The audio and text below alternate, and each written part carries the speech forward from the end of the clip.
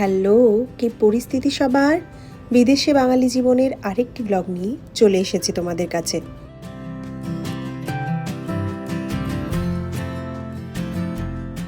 আজকের ব্লগটা আমি শুরু করলাম নিউ ইয়র্কের এই রাস্তা দিয়েই।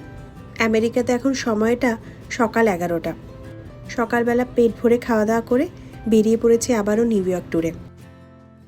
নিউ ইয়র্কে আসলে একবার তোমরা এই বিগ বাস ট্যুরটা করো। এই বাসে করে নিউ ইয়র্কের এই বড় বড় বিল্ডিংগুলো দেখতে বেশ ভালোই লাগে।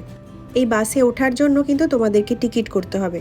আমরা যেহেতু সব টিকিট একসাথে করেছি, তাই আমাদেরকে আলাদা করে বাসে ওঠার সময় টিকিট কাটতে হয়নি। তবে এই বাস রাইড নিতে গেলে তোমাদেরকে অনলাইন হোক বা অফলাইন হোক টিকিট কেটে এখানে উঠতে হবে। ওই টিকিটটা কাটলে তুমি এই বাস রাইডটা দিনে 3 থেকে 4 বার নিতে পারো। এই বাসে চড়তে চড়তে তোমরা ওয়ান ওয়ার্ল্ড ট্রেড সেন্টার যেমন দেখতে পাবে, তার সাথে দেখতে পাবে ম্যানহাটন ক্রুজ টার্মিনাল। এরই সাথে নিউ ইয়র্কের চায়না টাউনেরও একটা ছোট্ট ঝলক দেখতে পাবে। তারপরে একেবারে চলে যাবে টাইম স্কোয়ার। মোট কথা, এই বিগ বাসে চড়ে নিউ ইয়র্কের একটা ছোট্ট ট্যুর। এখন আমরা চলে এসেছি এম্পায়ার স্টেট বিল্ডিংয়ে।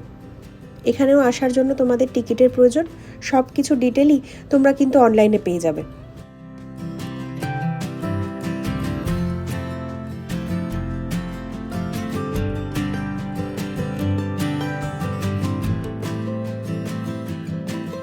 চলে এসেছি এম্পায়ার স্টেট বিল্ডিংয়ের 102 তলায়, যেখান থেকে গোটা নিউ ইয়র্ক শহরটা একদম মন ভরে দেখা যায়।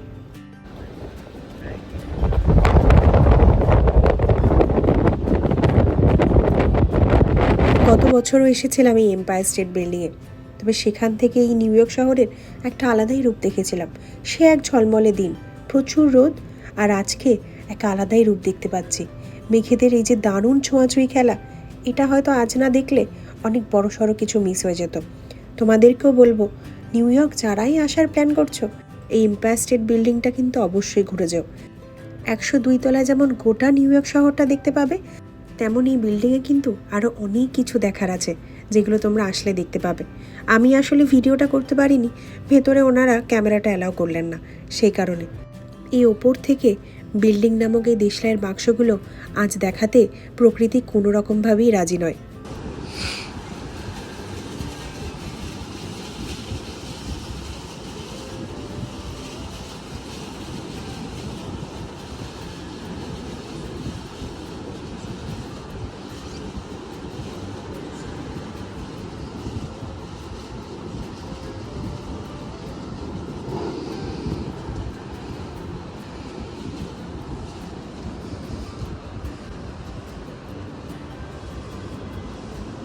সামনেটা একে একে পুরোই ঢেকে যাচ্ছে, এখন আর কিছুই দেখা যাচ্ছে না।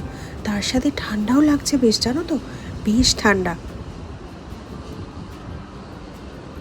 এমনকি আমার চারপাশটাও মেঘে ঢেকে গেছে। দাঁড়াও তোমাদেরকে দেখাই।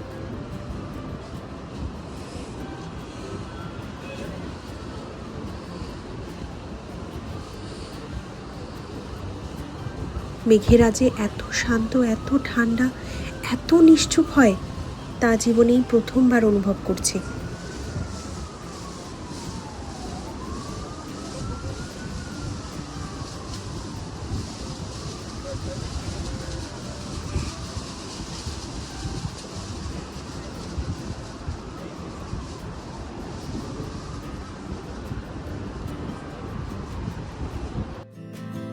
আজ আর একটা নতুন দিন, নতুন সূর্যোদয় নিয়ে তোমাদের কাছে চলে আসলাম। গতকাল আর ভিডিও করতে পারিনি, ঝুমঝুমিয়ে বৃষ্টি নেমে গিয়েছিল।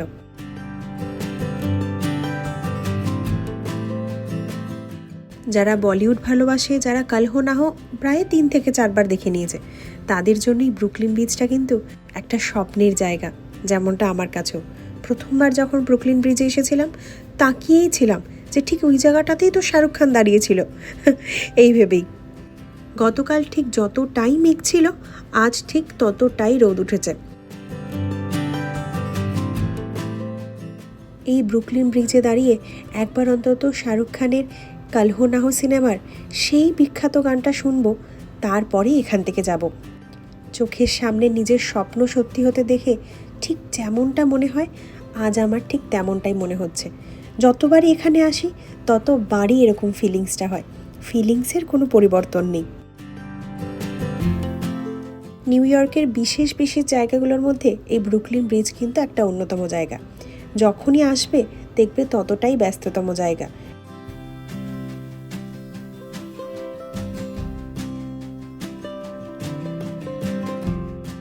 আর ওই হলো ম্যানহাটন ব্রিজ।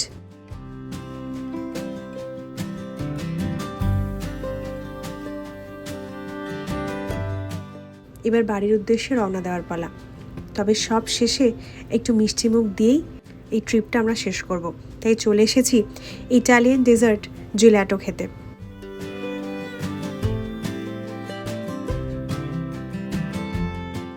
এখানে আমি নিচ্ছি ওনাদের হ্যান্ডমেড পেস্তা জিলাটো। What does it mean after 2 flavors? You can choose two flavors. No, We can choose 2 flavors. Surprise because it's the same size. Oh, you can choose 2 flavors. কিছু একটা অফার চলছে, সেই জন্য আমি একসাথে 2টো ফ্লেভারের জেলাটো নিতে পারি। তাই আমি পেস্তার সাথে একটু চকলেট ফ্লেভারও নিয়ে নিলাম। Thank you.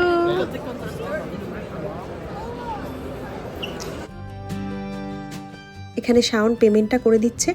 এই জিলাটো আর আমাদের আইসক্রিমের মধ্যে যেটা আমার মেইন পার্থক্য মনে হলো সেটা হচ্ছে মিষ্টির।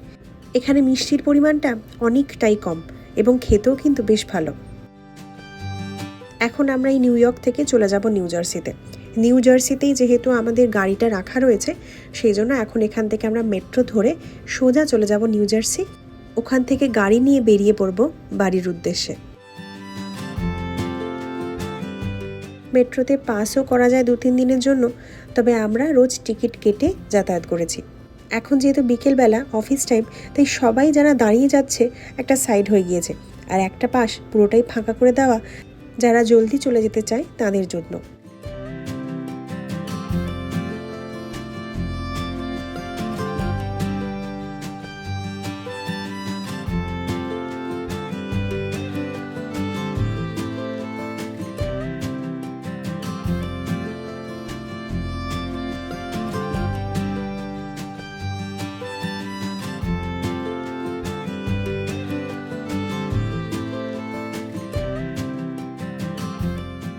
এইখান থেকে গোটা নিউ ইয়র্ক শহরের একটা ছোট্ট ঝলক পাওয়া যায়।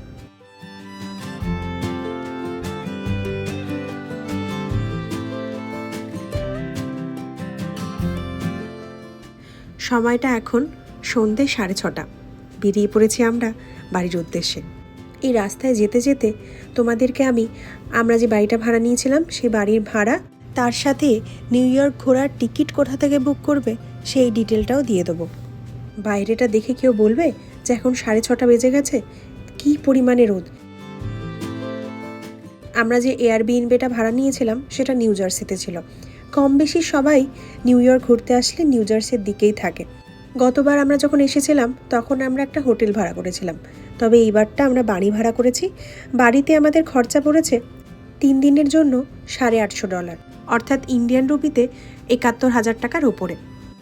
আর এই নিউ ইয়র্ক ঘোরার জন্য যে টিকিটের প্রয়োজন হয়েছে, যে সব জায়গা আমরা কভার করে দেখতে পেরেছি, সেই সব টিকিট আমরা অনলাইনে কত টাকা দিয়ে কেটেছি সেটা তো আগের ব্লগেই বলে দিয়েছি।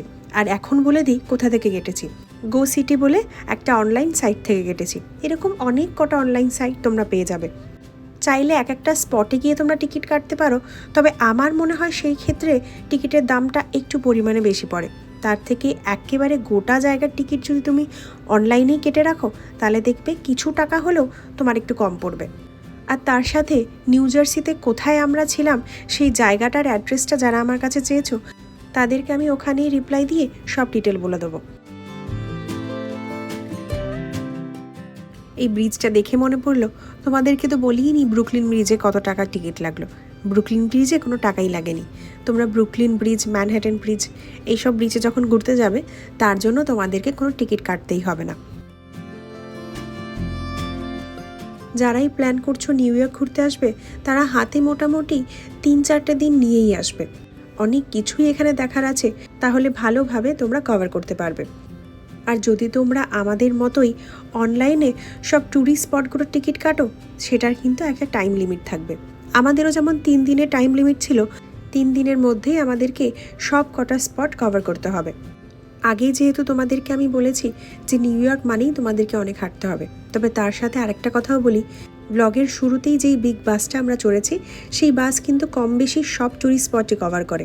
তোমরা যদি একটু বুদ্ধি করে বিগ বাসে চড়ে তার সময় মতন এদিক ওদিক যেতে পারো, তাহলে পরিমাণ মতন একটু কম হাঁটতে হবে।